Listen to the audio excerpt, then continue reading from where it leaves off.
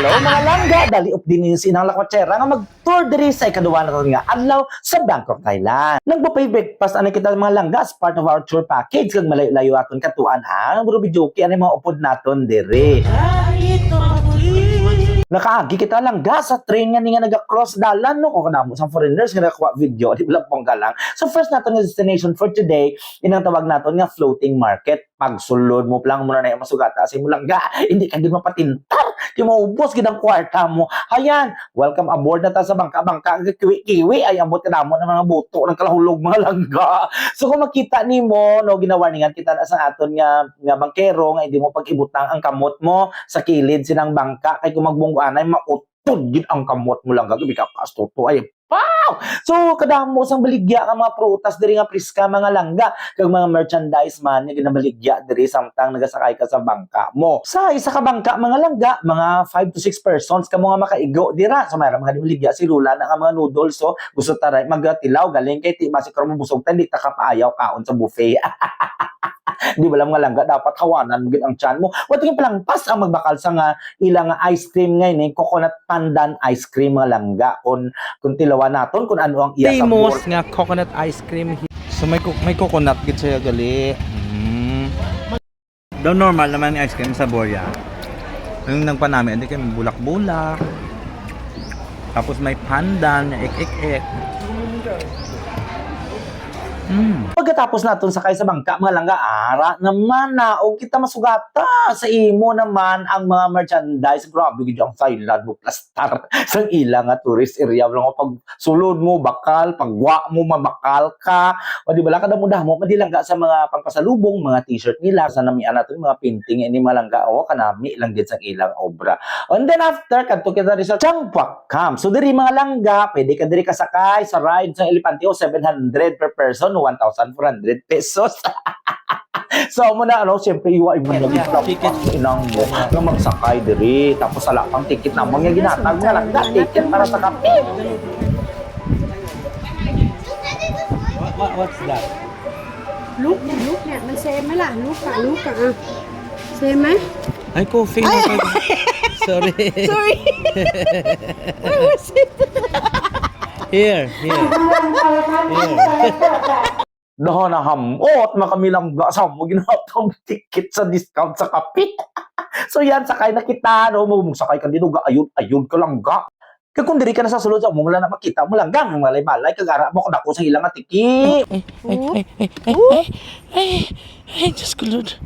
Ay, buto. Samtang gadulhog ang Elepante to sa may daw lake nila malangga mo pertim na kulbate basi maglukugulpi kung mabasa kita mga langga. So ayan na namuskol pa nangihi pa nga to nga Elepante mo pertim galing baho yan ho galing asagi sa ilong mo. After na to diri nagkadto kita diri sa Sampran Elephant nga show kag crocodile show. At before kita magkadto manyaga kita na mga langga kag ari naman ang buffet nga kalanon nga bawa papak lang ng mga papak ni si inang mo. Siyempre basta gani buffet mga langga kwaon kini opportunity ang mga tilawan ang tanan-tanan bisan gamay lang mga langga. O yan. So siyempre manamit ila din mga pansit kag ila mga sopas mga langga. After naton kaon dali-dali kita kadto sidto sa Elephant Show. Kay mag-uumpisa na lang tama sila ya ka prompt langga paghambal nga mo ni oras amoy niya oras ang ila nga umpisa sang show. Kung damo dungan sa di mga tanda sila kinantang ga sila. So ngayon na nga langga umpisa na nga aton nga Elephant Show baka mga alam bigla sa mga ipanting ini nga gin pang training lang. Manamit mga langga.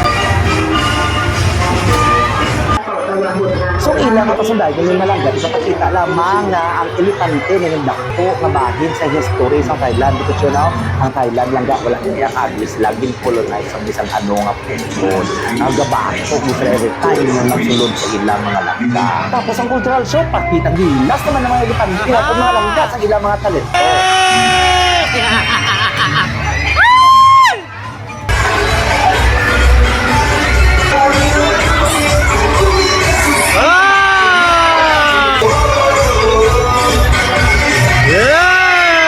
Tapos ato lantaw sa Elephant Show diri man ta sa crocodile malang ka buto krami kini ang buto mo ang buntot ni Toto ang buntot ni Toto buntot.